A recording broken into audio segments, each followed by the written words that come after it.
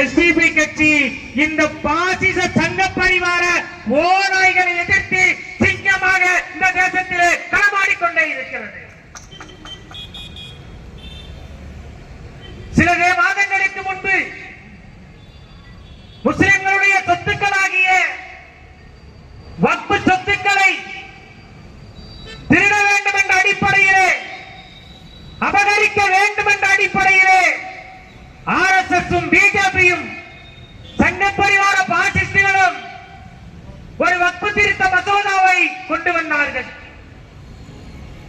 அந்த திருத்தத்திலே முஸ்லிம்களுடைய சொத்தை அவர்களிடம் பிடுங்கி அவர்களுடைய பொருளாதாரத்தை சூறையாட வேண்டும் என்ற அடிப்படையிலே ஒரு மாபெரும் கிரிமினல் அஜெண்டாவை இந்த தேசத்திலே அமல்படுத்த நினைத்த பொழுது மிக வீரியமாக எங்களுடைய சொத்துக்களை ஒரு இன்ச் அளவு கூட நீங்கள் எடுக்க கூடாது, நாங்கள் விடமாட்டோம் என்ற அடிப்படையிலே மிகப்பெரிய போராட்டத்தை இந்த தேசத்திலே முன்னெடுத்தது.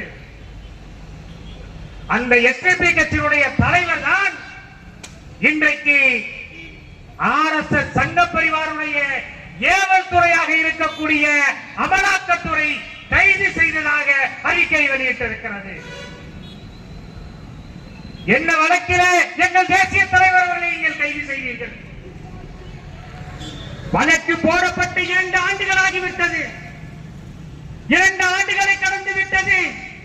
2024 ஜனவரி 3 அன்று விசாரணைக்கு அழைத்தீர்கள். எங்களுடைய தேசிய தலைவர் சட்டத்தை மதித்து ஜனநாயகத்தின் அடிப்படையிலே உங்களுடைய விசாரணைக்கு ஒத்துழைத்தார்கள். உங்களுடைய விசாரணைக்கு ஆஜரானார்கள். உங்களுடைய விசாரணையில் ஒரு துப்பும் இல்லை என்ற அடிப்படையிலே எங்களுடைய தேசிய தலைவர்கள் மீண்டு வந்தார்கள். 2 வருடங்களாக உங்களால் எந்த ஒரு இதையும் புனித முடியல. ஏனென்று சொன்னால் நீங்கள் போட்டது பொய் வழக்கு.